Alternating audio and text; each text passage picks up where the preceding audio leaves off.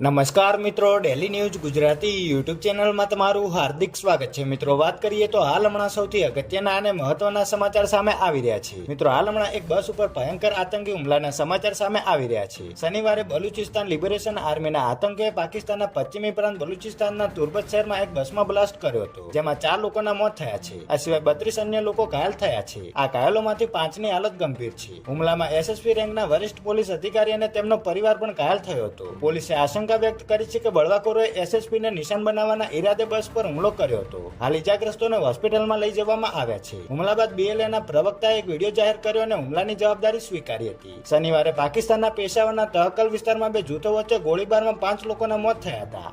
આ સિવાય 6 અન્ય લોકો પણ ઘાયલ થયા છે। પોલીસના જણાવ્યા અનુસાર આ મામલો પરસ્પર અદાવતનો છે। સ્થળ પર ભારે પોલીસ બંદોબસ્ત ગોઠવી દેવામાં આવ્યો છે। જે લોકો ફરાર છે તેમની શોધખોળ કરવામાં આવી રહી છે।